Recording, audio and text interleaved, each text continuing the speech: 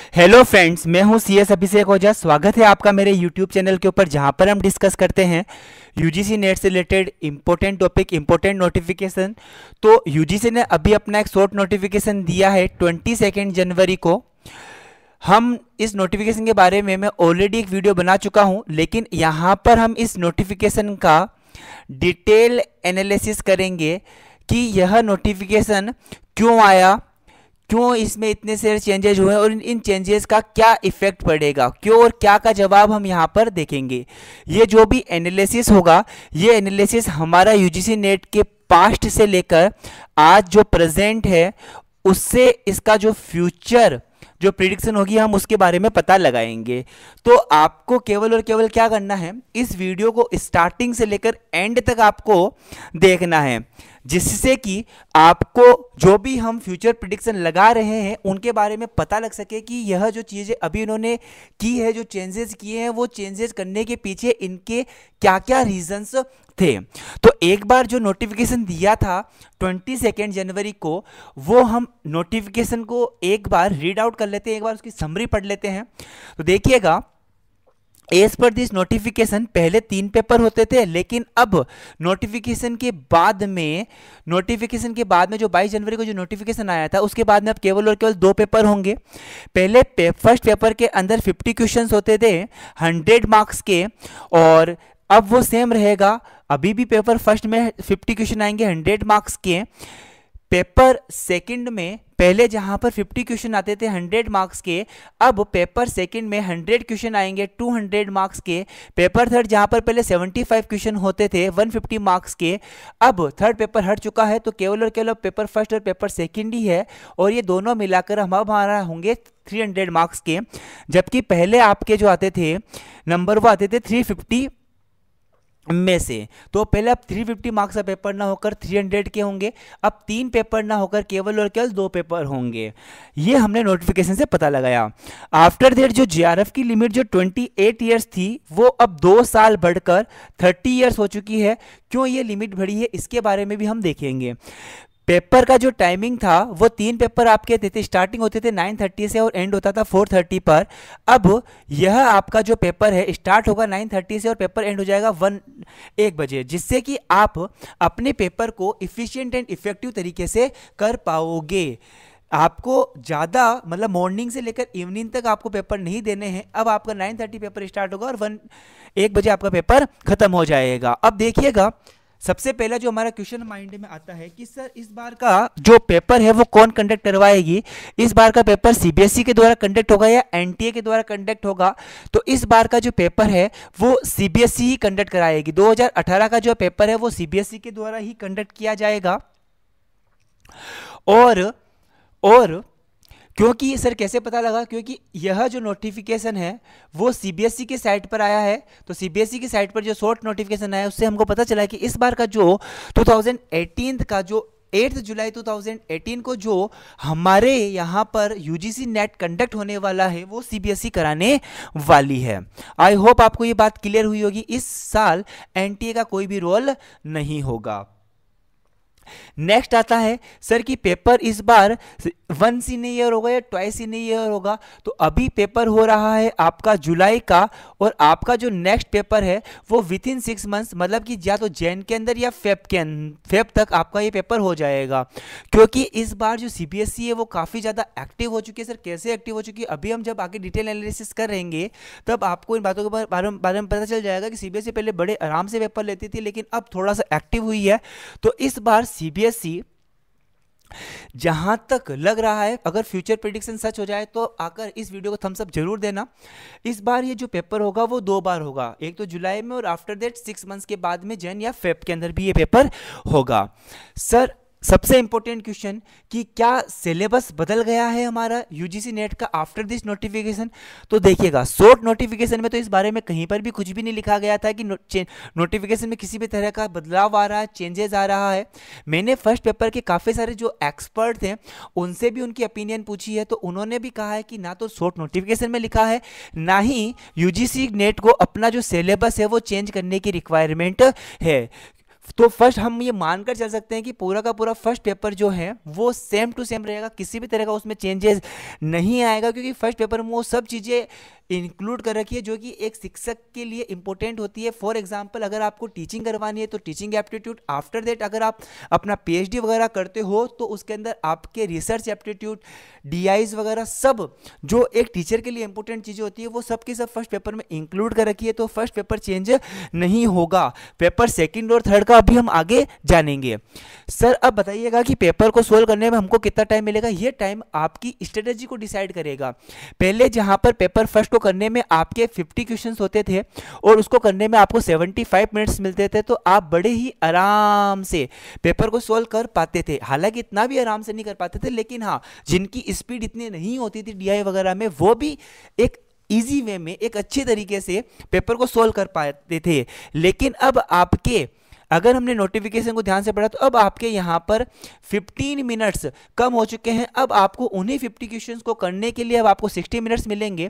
तो अब आपका केवल और केवल ये 60 मिनट्स ध्यान होना चाहिए आपके पेपर के ऊपर, आपके पेपर के क्वेश्चंस के ऊपर। इधर उधर आपको ध्यान नहीं देना है कि भाई तुमने कर लिया, तूने कर लिया, मैंने नहीं किया, इसका आंसर बता। बस 50 क्वेश्चन 60 मिनट्स आपका ध्यान होना चाहिए पूरा का पूरा आपके पेपर के ऊपर, क्योंकि पेपर फर्स्ट सबका कॉमन होता है। तो आपके आगे जो बेटा है उसका भी पेपर फर्स्ट है, पीछे जो बेटा है उसका भी पेपर फर्स्ट। तो हम आपस में पूछने लग जाते थे, लेकिन अब ऐसा मत पूछना, पेपर के अंदर टाइम बहुत कम है आपके पास। अब नेक्स्ट बात आती है कि सर पेपर को कैसे सोल्व करें। पेपर को सोल्व करने के लिए सबसे पहले जो आपके जो प्रैक्टिकल पोर्शन आते थे, आपके जो प्रैक्टिकल पोर्शन आते थे आप उनको सोल्व करना, वो भी विथ इन टाइम, वो भी विथ इन टाइम सोल्व करना। क्योंकि अगर आप प्रैक्टिकल पोर्शन को विथ इन टाइम सोल्व नहीं करोगे या फिर स्टार्टिंग में सोल्व नहीं करोगे, तो अगर एंड में सोल्व करने की कोशिश की तो ये जो शॉर्टेज हुआ है 15 मिनट्स का, ये शॉर्टेज आपके लिए मुश्किलें देगा। क्योंकि जब टाइम शॉर्ट होता है तो प्रैक्टिकल क्वेश्चन में ज़्यादा दिमाग नहीं चलता है। तो पहले प्रैक्टिकल क्वेश्चन को कंप्लीट करना, आफ्टर दैट जो थ्योरीज वगैरह है उनको कंप्लीट करना। आई होप आपको समझ में आया होगा। नेक्स्ट अब यहाँ पर एक हम जो डिस्कशन करने वाले हैं, देखिएगा पेपर फर्स्ट आपका कंप्लीट हो चुका है। पेपर फर्स्ट का सिलेबस चेंज नहीं होगा, लेकिन थोड़ी स्ट्रेटेजी आपको चेंज करनी पड़ेगी, थोड़ा सा फास्ट होना पड़ेगा पेपर फर्स्ट के अंदर। अब सबसे इंपॉर्टेंट बात पेपर सेकंड और पेपर थर्ड से रिलेटेड, जो आपके सब्जेक्ट का पेपर है। पहले क्या होता था कि पेपर सेकेंड को करने के लिए आपके पास 50 क्वेश्चन थे और 75 मिनट्स आपके पास होते थे। पेपर थर्ड के अंदर आपको 75 क्वेश्चन करने थे, इसके लिए आपके पास 150 मिनट्स, मतलब कि एक क्वेश्चन को करने के लिए 2 मिनट, एक एमसीक्यू को करने के लिए आपके पास 2 मिनट्स का टाइम होता था। अगर आपने प्रैक्टिकली इन पेपर्स को दिया है तो आपको पता है कि 150 मिनट्स बहुत ही ज़्यादा बड़ा टाइम होता था, क्योंकि आपको जो एमसीक्यूज़ के क्वेश्चन आते हैं वो तो आप ऑप्शन पढ़कर आपको वैसे भी आ जाएंगे, और जो नहीं आता है टाइम ज़्यादा रहने से वो क्वेश्चन आपके उस समय आ जाए ऐसा तो पॉसिबल होगा नहीं। तो होता क्या था, प्रैक्टिकली आप इन 75 क्वेश्चंस को कर लेते थे 1.5 आवर के अंदर, 90 मिनट्स के अंदर आप इन क्वेश्चंस को कर लेते थे। सर बच्चे 60 मिनट, 60 मिनट्स में हम करते क्या थे, 60 मिनट में हमारी हालत कुछ ऐसी रहती थी, हम या तो सोने की कोशिश करते, आराम करने की कोशिश करते, इधर उधर देखते, और जब सब चीज़ों से पक जाते तो एक बार पानी पीने का बहाना बनाकर जहाँ पर हमारा एग्जामिनेशन सेंटर आया है उसका निरीक्षण करने लग जाते, उसको इन्वेस्टिगेशन करने लग जाते, उसकी खूबसूरती को निहारने लग जाते कि देखो वाह कितना खूबसूरत सेंटर है। क्योंकि हमारे पास टाइम 60 मिनट्स तो कैसे ना कैसे हमको गुजारने थे। सर ये हमको इतना टाइम पीरियड क्यों मिला, ये भी हम डिस्कस करेंगे। अब केवल और केवल पेपर सेकंड और पेपर थर्ड की जगह पर एक ही पेपर होगा, पेपर सेकंड, जिसमें 100 क्वेश्चन आएंगे और टाइम पीरियड लिमिटेड है 120 मिनट्स का। देखिएगा इन सबसे आपकी स्ट्रेटेजी पर फर्क पड़ेगा। बहुत अच्छा एनालिसिस किया है तो साथ में रहिएगा। देखिएगा अभी हमने क्या जाना कि सर पहले पेपर सेकंड होता था ऑब्जेक्टिव, पेपर थर्ड होता था ऑब्जेक्टिव। पेपर सेकंड के अंदर आते थे 50 क्वेश्चंस, करने के लिए मिलते थे आपको 75 मिनट्स। पेपर थर्ड में आते थे 75 क्वेश्चंस, करने के लिए मिलते थे 150 मिनट्स। अब ध्यान से सुनना, सर क्या अब सिलेबस चेंज हुआ है क्या? काफ़ी सारे स्टूडेंट्स के माइंड में ये है कि सर पेपर सेकंड ही है, पेपर थर्ड नहीं है, तो पेपर थर्ड का सिलेबस अब हमको नहीं पढ़ना है, केवल और केवल पेपर सेकंड का सिलेबस पढ़ना है। नहीं, ऐसा नहीं है। अब क्या हुआ है कि पेपर सेकंड और पेपर थर्ड के सिलेबस को मिलाकर, दोनों के सिलेबस को साथ में कर दिया गया है। अब दोनों के सिलेबस को मिलाकर एक ही पेपर होगा, दैट्स कॉल्ड पेपर सेकंड। तो यह पेपर सेकंड, पेपर पहले जो पेपर सेकंड होता था, पहले जो पेपर थर्ड होता था, इन दोनों के सिलेबस को मिलाकर अब एक ही पेपर कर दिया गया है, दैट्स पेपर सेकंड। ऐसा क्यों किया गया? थोड़ा सा साथ में रहिएगा, सब कुछ आपको पता चल जाएगा। अब इस पेपर सेकंड में आपके पेपर टू और पेपर थर्ड के जो पहले का जो सिलेबस था वो दोनों के दोनों मिलाकर अब इस पेपर सेकंड के क्वेश्चंस में पेपर सेकंड में आएंगे। पेपर सेकंड में अब आपके पास 100 क्वेश्चंस हैं और 100 क्वेश्चंस को करने के लिए अब आपके पास जो टाइम है वो है आपके पास 120 मिनट्स का, 2 आवर्स का आपके पास टाइम है। अब ये सब कुछ क्यों हुआ? ऐसा दोनों पेपर को एक साथ क्यों कर दिया गया? इतना टाइम क्यों मिल रहा था? मैं इतनी देर से कह रहा हूं कि आपको फ्यूचर में थोड़ा सा पेपर साथ में रहिएगा, आपको आंसर मिल जाएगा। तो अब देखिएगा, इसका आंसर देखते हैं। पहले देखते हैं यूजीसी नेट का पास्ट। सर पास्ट में क्या होता था? पास्ट बोले तो बिफोर 2012 क्या होता था? पेपर सेकंड होता था और पेपर थर्ड होता था। देखिएगा, पेपर फर्स्ट की हम बात कर चुके हैं, अब यहां पर आपके केवल और केवल सब्जेक्ट की बात कर रहे हैं। पेपर सेकंड आता था आपके लिए ऑब्जेक्टिव एंड पेपर थर्ड आता था आपके लिए डिस्क्रिप्टिव। पेपर सेकंड को करने के लिए वही, पेपर सेकंड तो सेम चल रहा है, पेपर सेकंड को करने के लिए वही 75 मिनट्स मिलते थे, और पेपर थर्ड को करने के लिए क्योंकि डिस्क्रिप्टिव पेपर था आपको 2.5 आवर्स मिलते थे। कहने का मतलब है आपको 150 मिनट्स मिलते थे, क्योंकि यहाँ पर आपका पहले पेपर डिस्क्रिप्टिव हुआ करता था 2012 से पहले। तो डिस्क्रिप्टिव पेपर में 150 मिनट्स सफिशिएंट रहते हैं, मतलब कि इतना टाइम पीरियड मिलना ही चाहिए, क्योंकि आपको डिस्क्रिप्टिव क्वेश्चन में पहले सोचना पड़ता है, आफ्टर दैट आपको राइटिंग करनी होती है, तो उसके लिए आपको टाइम पीरियड चाहिए। तो यहाँ पर ये जो 230 का टाइम पीरियड था वो बिल्कुल ही सही था। लेकिन फिर क्या हुआ? सर ये बात चल रही है 2012 से लेकर 2017 की, मतलब कि अब तक की जो बात चल रही थी। अब इन्होंने क्या किया? पेपर सेकंड को ऑब्जेक्टिव था वो, उसको तो ऑब्जेक्टिव रखा, आपका मेन ध्यान होना चाहिए पेपर थर्ड पर। पेपर थर्ड जो डिस्क्रिप्टिव था उसको कर दिया गया ऑब्जेक्टिव। लेकिन हमने कहा ना कि सीबीएसई बहुत ही आलसी है, बहुत ही आराम से उन्होंने पेपर लिया है। सीबीएसई यूजीसी नेट का पेपर तो बड़े आराम से लिया है, ज़्यादा सोचा नहीं है। तो उन्होंने यहाँ पर ज़्यादा सोचा नहीं, और यहाँ पर इन ऑब्जेक्टिव क्वेश्चन यहाँ पर उन्होंने डाले 75 क्वेश्चन, और 75 क्वेश्चन को करने के लिए जो टाइम पीरियड दिया था वो दिया था 150 मिनट्स का। अब देखिएगा, 75 क्वेश्चन को करने के लिए आपके पास मिल रहे हैं 150 मिनट्स। अगेन ऑब्जेक्टिव क्वेश्चन अगर आपसे होने हैं तो वो जल्दी हो जाएंगे, अगर नहीं होने हैं तो नहीं होंगे, वो आप ज़्यादा दिमाग लगा भी लो तो भी वो नहीं होने वाले हैं। तो ये टाइम पीरियड बहुत ज़्यादा था, और अगेन वही कहानी, आप लास्ट का 1 घंटे बोर होते थे, सोते थे, कॉलेज का जहाँ पर सेंटर आया है उसका इन्वेस्टिगेशन, उसका निरीक्षण करने लग जाते थे आप। अब इतना टाइम पीरियड को आप सही से कंज्यूम करो, इस वजह से क्या होता था, जो आपका पेपर थर्ड होता था उसका जो लेवल था वो थोड़ा सा हाई आता था। पेपर का लेवल क्या आता था? थोड़ा सा हाई आता था। अब क्योंकि पेपर का लेवल थोड़ा सा हाई आ रहा है, हाई लेवल देखिए समझेगा, क्वेश्चन हाई लेवल के आ रहे हैं, टाइम हमारे पास ज़्यादा है। हाई लेवल का क्वेश्चन अगर हमको नहीं आता है तो टाइम हमको चाहे कितना भी ज़्यादा दे दो, हम उस हाई लेवल के क्वेश्चन को नहीं कर पाएंगे। इस वजह से, फॉर दिस रीज़न, इस वजह से आपकी जो कट ऑफ थी वो भी क्या होती थी? वो भी बहुत कम जाती थी। आई होप यहाँ तक कि आपको बात समझ में आ रही होगी। अब बात करते हैं कि सर यहां पर फिर अब एक ही पेपर क्यों कर दिया गया? अब पेपर सेकंड और पेपर थर्ड को मिला क्यों दिया गया? तो देखिएगा, लॉजिक समझिएगा बात के। जहां पर 2012 के अंदर जो पेपर होता था, 2012 के अंदर जो पेपर होता था वहां पर आपके एक ही सब्जेक्ट का पेपर था और एक सब्जेक्ट के 2 पेपर होते थे। फॉर एग्जांपल मेरा कॉमर्स सब्जेक्ट से मैंने नेट किया है तो कॉमर्स सब्जेक्ट से ही पेपर होता था और कॉमर्स सब्जेक्ट में 2 पेपर होते थे, paper second and paper third. इन दोनों को अलग अलग करने का लॉजिक था कि पेपर सेकंड मेरा ऑब्जेक्टिव होता था और पेपर थर्ड मेरा कैसा होता था, डिस्क्रिप्टिव होता था। तो जब मैं पेपर सेकंड को करूंगा तो मेरा माइंडसेट ऑब्जेक्टिव क्वेश्चन को करने का होगा, जब मैं पेपर थर्ड को करूंगा तो मेरा पेपर माइंडसेट डिस्क्रिप्टिव क्वेश्चन को करने का होगा। जो लॉजिक इनका बिल्कुल ही सही था। एक ही सब्जेक्ट का, कॉमर्स सब्जेक्ट का पेपर होने के बावजूद भी इन दोनों को अलग अलग करना सही था। लेकिन 2012 में पेपर सेकंड भी कॉमर्स का आ रहा है। अब देखो मैं कॉमर्स का हूं तो कॉमर्स का एग्जांपल ले रहा हूं, आप जिस भी फील्ड से दे रहे हो आप उसका एग्जांपल ले सकते हो। और पेपर थर्ड भी ऑब्जेक्टिव आ रहा है, पेपर सेकंड भी कॉमर्स का आ रहा है, पेपर थर्ड भी कॉमर्स का आ रहा है, मतलब कि मेरे स्पेसिफाइड सब्जेक्ट का आ रहा है। तो ये क्या लॉजिक हुआ कि दोनों के दोनों ऑब्जेक्टिव आ रहे हैं, दोनों के दोनों का जो बेस है वो कॉमर्स है, वो आपका स्पेसिफाइड जो आपका स्पेशलाइज्ड सब्जेक्ट है वो है, आप जिस सब्जेक्ट के अंदर विशेषज्ञ हो उसी सब्जेक्ट के 2 पेपर आ रहे हैं।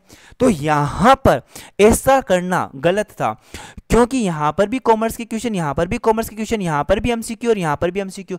लेकिन ऐसा क्यों कर दिया गया? क्योंकि सीबीएसई क्या थी, आलसी थी। उन्होंने बड़े ही आराम से, बहुत ही आराम से सीबीएसई ने यूजीसी नेट के पेपर लिए हैं और इतने आराम से यूजीसी नेट के पेपर लिए कि उन्होंने इस बारे में कहीं सोचा ही नहीं।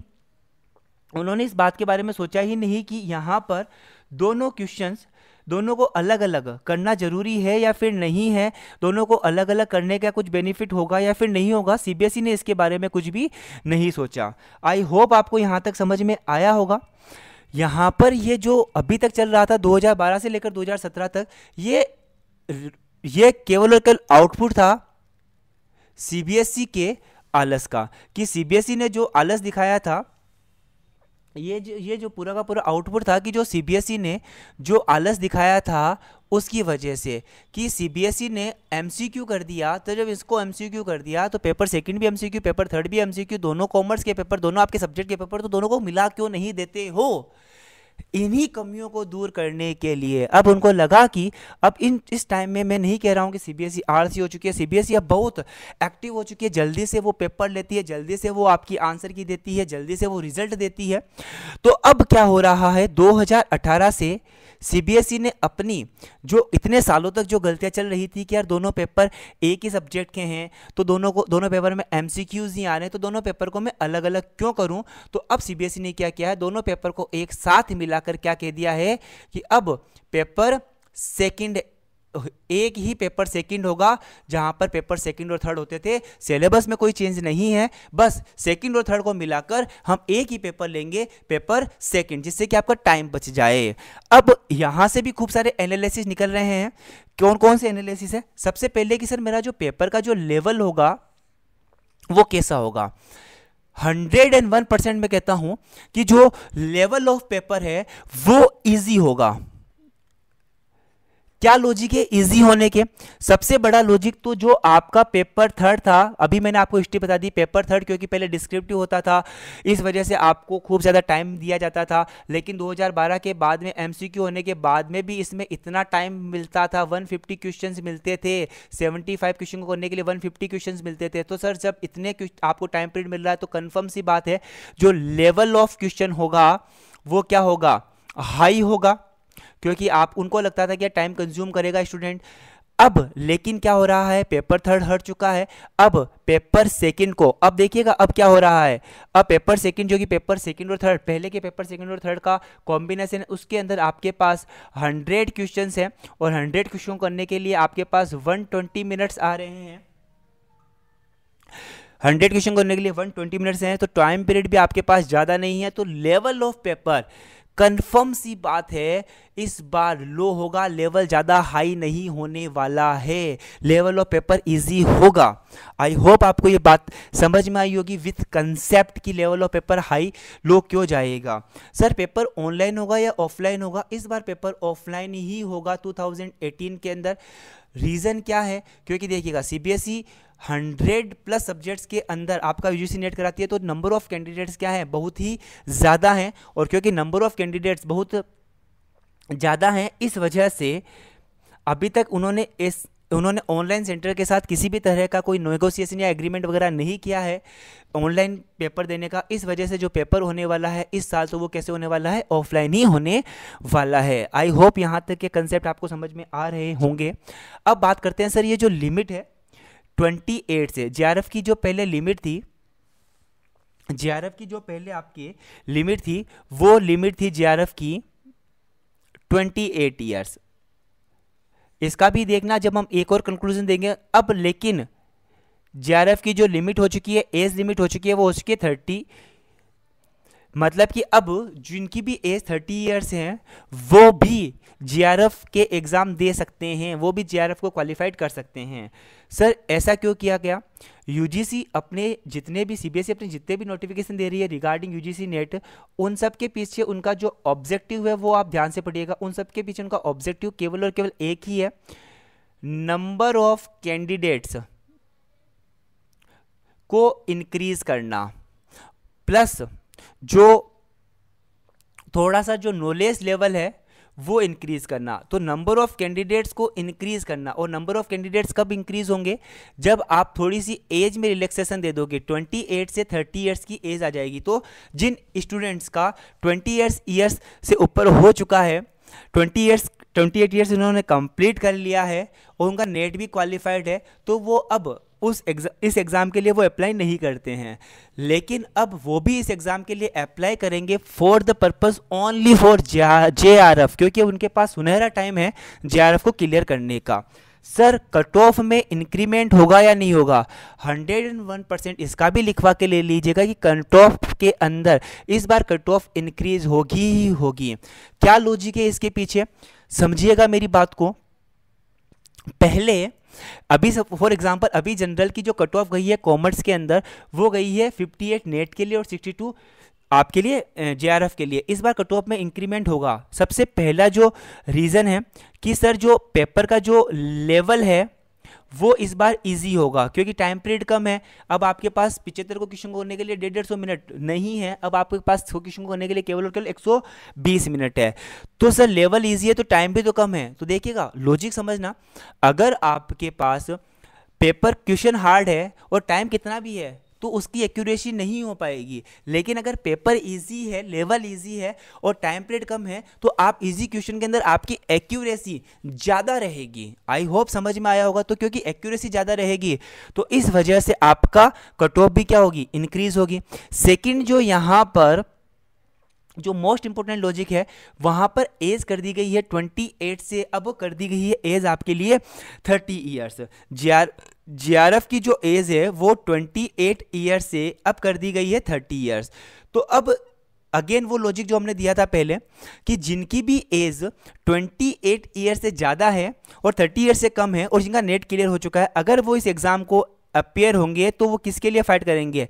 केवल और केवल वो जेआरएफ के लिए फाइट करेंगे, क्योंकि नेट तो उनका ऑलरेडी क्लियर है। तो अब यहाँ पर वो केवल और केवल जेआरएफ के लिए फाइट कर रहे हैं। तो सिंपल सी बात है, उनकी प्रिपरेशन का जो लेवल होगा वो भी अच्छा होगा और इस वजह से भी आपकी जो कट ऑफ होगी उसमें कहीं ना कहीं आपको इंक्रीमेंट देखने को मिलेगा। आई होप आपको ये एनालिसिस अच्छा लगा। और भी अगर आपके कोई क्वेश्चंस वगैरह हो, ये सब मैंने पूरा का पूरा एनालिसिस किया है पास्ट, प्रेजेंट और फ्यूचर प्रेडिक्शंस को लेकर। अगर आपके इसमें और भी कुछ डाउट हो तो आप इसको कमेंट बॉक्स में लिख सकते हो। Thanks for the today. Please channel को सब्सक्राइब कीजिएगा, वीडियो को लाइक कीजिएगा और इसको अपने फ्रेंड्स के साथ जरूर से शेयर कीजिएगा। ऐसा डिटेल एनालिसिस अभी तक किसी ने भी नहीं किया है। Thank you for today.